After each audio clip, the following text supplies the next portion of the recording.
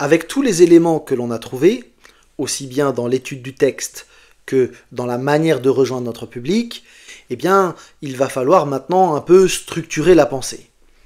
Et pour pouvoir avoir une transmission claire, il faut être conscient que les gens ont besoin d'une certaine cohérence.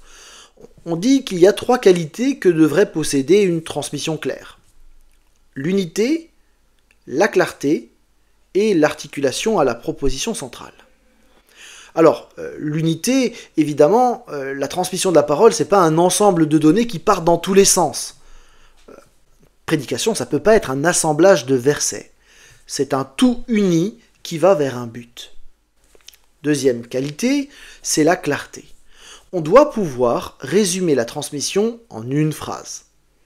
Ce résumé du message en une phrase, eh bien, doit être quelque chose d'assez simple finalement, et non pas une phrase à la Paul où vous avez 12 versets pour une phrase.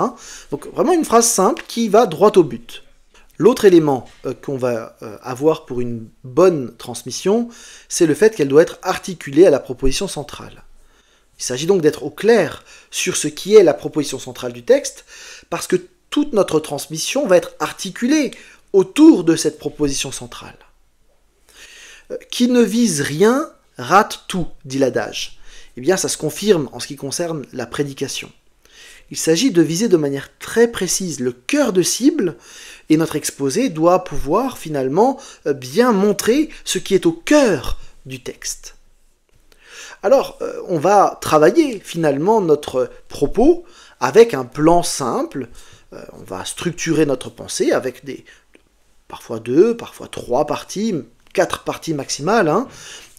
Et ce plan doit être assez simple, et on va l'annoncer et le suivre au fur et à mesure pour que les gens puissent se situer dans le fil de notre pensée. C'est absolument essentiel. Dans l'idéal, le plan que nous proposons devrait être équilibré en termes de temps. Et là, il faut se méfier. Si vous avez passé 20 minutes sur la première partie, que vous avez annoncé 4 parties, les gens calculent très très vite, et donc certains vont décrocher à ce moment-là. Idéalement, une prédication ne devrait pas dépasser 35, voire 40 minutes pour les très bons orateurs. En ce qui concerne l'exercice que vous avez droit à 10 minutes, et pas à 15. À vous de vérifier que vous êtes bien dans le timing.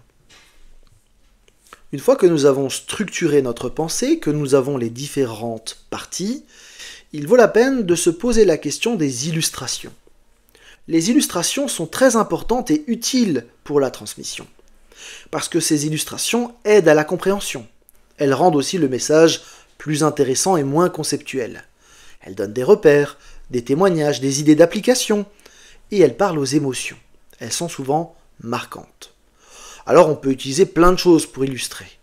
Ça peut être une histoire de la Bible qui illustre notre propos. Alors là, il faut bien raconter l'histoire du coup, et pas supposer que tout le monde sait. Et puis, il ne faut pas faire un deuxième message, donc il s'agit là d'être assez précis. On peut aussi raconter une histoire de la vie de tous les jours. Ça peut être une histoire tirée de l'actualité, ça permet de rejoindre les gens dans ce qu'ils connaissent. Alors attention, il faut bien connaître l'histoire qui est racontée quand même. Juste au passage, mentionner qu'on ne peut pas passer à côté de l'actualité. Quand il y a eu les attentats de Charlie Hebdo, ou le 11 septembre, on ne peut pas faire une prédication, ou un culte même, qui n'en tiendrait pas compte. On peut prendre des tendances des réseaux sociaux, une fake news, des courtes vidéos, des slogans. On peut également utiliser des témoignages de vie, soit de son histoire personnelle, soit l'histoire de grandes figures historiques, ou des people.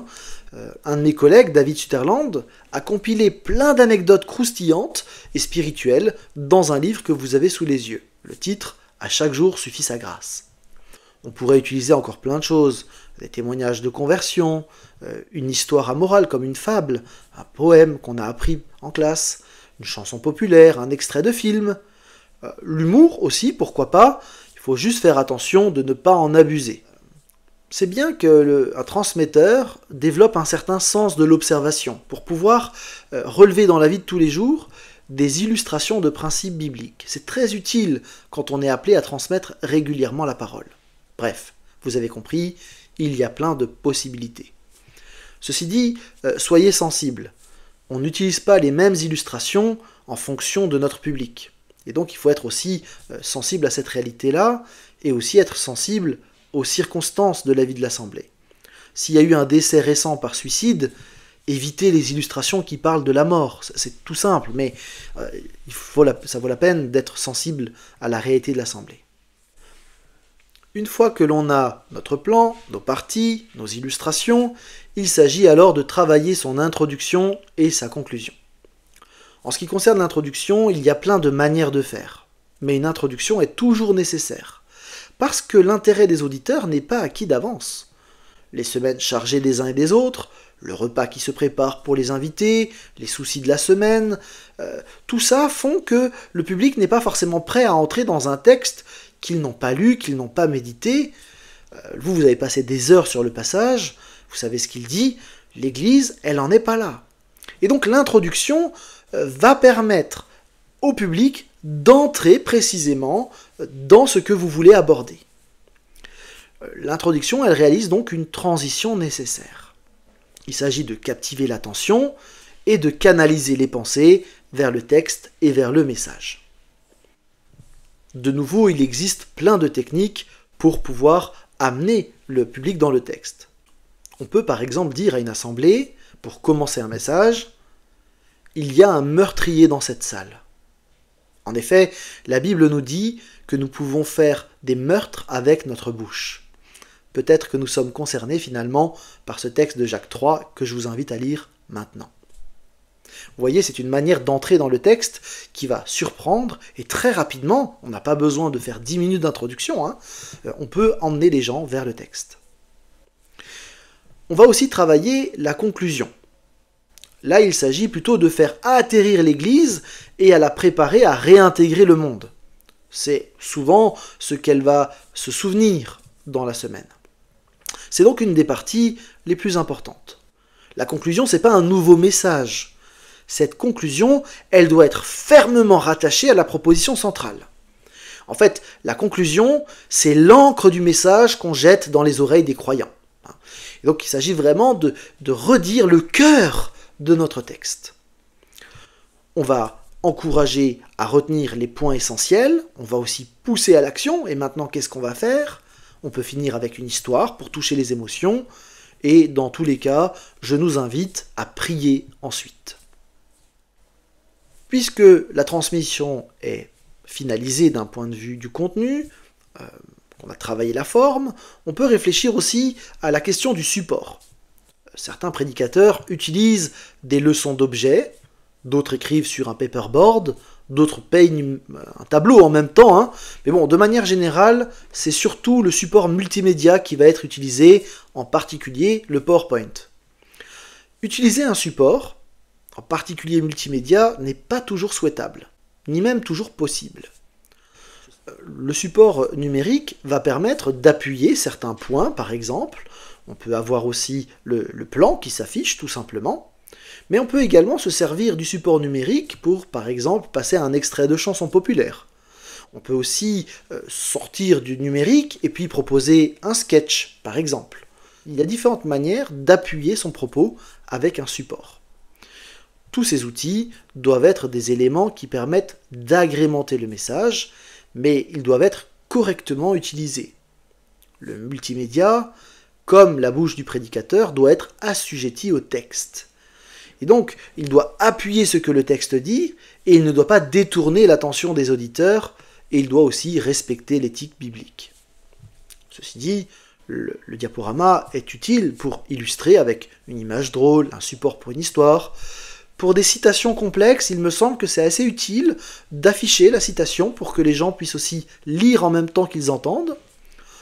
Montrer le texte biblique, c'est aussi une bonne habitude, même si le fait que chacun ait sa Bible sous les yeux est aussi une bonne pratique. Donc vous voyez, là il faut peut-être réfléchir.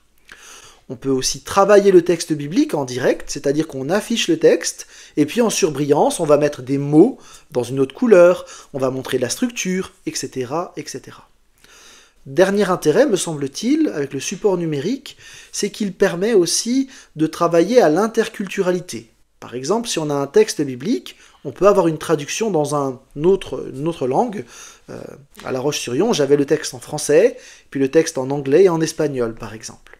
Ça permettait à des personnes qui n'étaient pas familiers du français de pouvoir quand même suivre la prédication.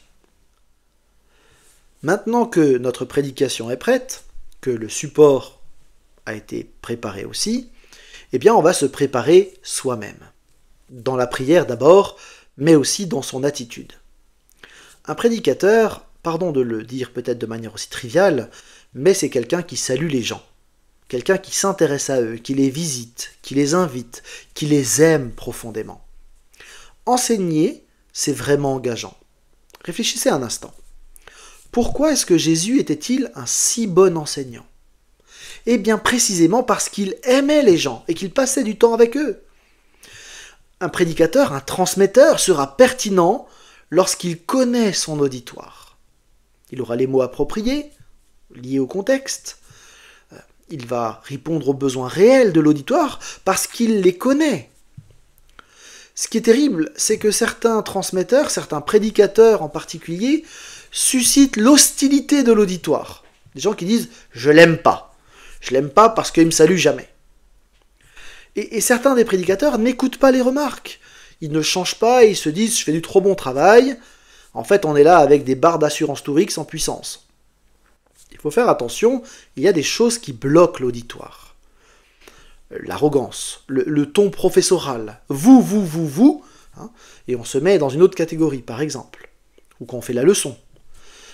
Parfois, c'est l'humour douteux qui bloque. Parfois, c'est le manque d'amour, quand on a une forme de dureté. Il y a aussi les prédicateurs qui, systématiquement, dépassent le temps qui est alloué. Et en fait, avant même qu'ils commencent de prêcher, les gens en ont déjà ras-le-bol. Parfois, ce sont des gens qui ont un langage inadapté, incompréhensible, voire parfois hautain. Parfois, ce sont des prédicateurs aussi qui n'ont pas de préparation. Et ça va se voir. Hein. Les gens dans l'assemblée peuvent se dire « oh, bon, bah là, je perds mon temps, en fait. Hein. » Il y a aussi des prédicateurs qui vont dans tous les sens. Ils n'ont pas de plan structuré, et du coup, les gens, même en voulant comprendre, en fait, n'arrivent pas à savoir où l'orateur voulait en venir. Il y a aussi les prédicateurs qui sont à côté de la plaque, qui sont dans leur monde, et ils n'arrivent pas, quelque part, à rejoindre le public, et du coup, le public se dit « bon, ben ça, c'est quelque chose qui ne me concerne pas ». Il y a aussi des prédicateurs qui se discréditent en posant des questions à l'assemblée, des gens répondent, et on dit « non, non, pas du tout, c'est pas ça ». Et là, l'idée de blâmer en public, de mettre la honte à quelqu'un, c'est rédhibitoire. Dernier élément qui peut aussi bloquer un auditoire, c'est quand on commence la prédication en disant « ah, désolé, ce que je vais dire, c'est pas vraiment préparé, c'est pas adapté ». Bon, autrement dit, vous pouvez sortir. Donc on ne s'excuse pas en montant en chair. Il s'agit plutôt d'avoir bien travaillé et puis d'assumer ce qu'on a préparé. Évidemment, si ces choses se répètent, vous allez perdre l'adhésion de l'Église de manière durable. Il s'agit donc de faire attention à sa posture. De répéter notre prédication, de peut-être la lire à haute voix une fois, on peut même la lire devant son miroir, et de se préparer véritablement à la transmission. Dernier élément de notre méthode, c'est ce qui concerne le fait d'emmener l'auditoire. Parce que pour amener l'auditoire d'un point A à un point B, eh bien, il faut savoir le rejoindre, savoir où il se trouve, et donc il s'agit de considérer notre auditoire. On va donc considérer l'âge, le type de rencontre, l'occasion, hein, la demande aussi, les attentes, le cadre, c'est-à-dire le temps, l'espace, s'il fait chaud ou pas, on va considérer le vocabulaire, le patois. Et donc, quand on a tout fini notre prédication, eh bien, on va relire la prédication, ou la transmission, en fonction de ce public. La recherche de la pertinence, de se faire entendre ou comprendre, fait partie du devoir du prédicateur. Il ne peut faire l'économie de cet effort en croyant naïvement que son excellent message suffira à susciter l'attention de son auditoire. Il doit réfléchir à sa communication. Donc, pour terminer notre travail de transmission, on va re-regarder notre prédication et repenser à notre auditoire. Je termine avec quelques pistes pratiques sur la manière de prêcher. Au sujet de l'habillement, parfois on me pose la question. En fait, tout dépend de la culture de l'Église, de l'âge des gens et de votre aise aussi. Là, il y a un habile mix à trouver, il n'y a pas de règle en la matière, mais il s'agit d'être habillé proprement, évidemment, de manière sobre et de manière qui corresponde à la culture de l'Église. Au niveau du registre du vocabulaire, en fonction du public, de même, on n'aura pas les mêmes illustrations, le même style et le même langage. Pour ma part, je vise comme public type, comme cœur d'auditoire, un adolescent de 15 ans.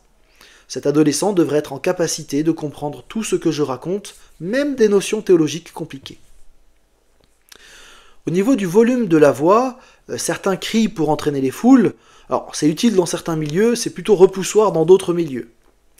Par contre, il me semble utile de jouer des intonations, parfois de monter le volume, effectivement, et puis parfois de baisser le volume.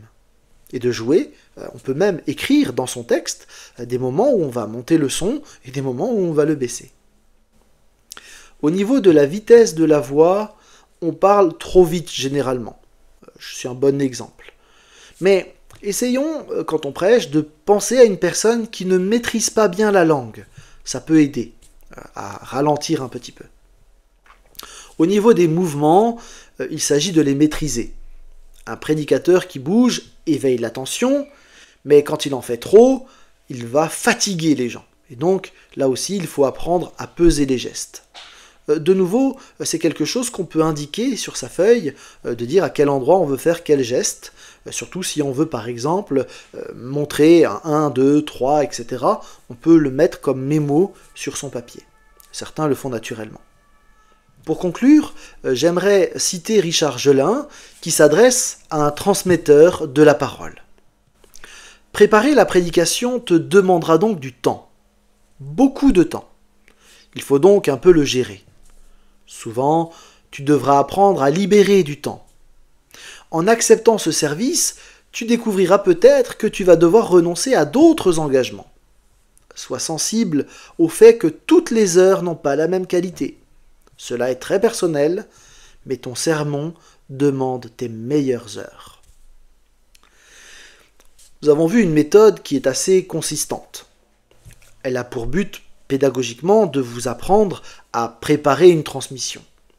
Évidemment, la méthode que je viens de vous montrer correspond très bien à une prédication qui va être préparée, une prédication d'une trentaine de minutes, et donc on va vraiment faire toutes ces étapes, et on va en avoir pour une quinzaine d'heures, parfois 20 heures de préparation.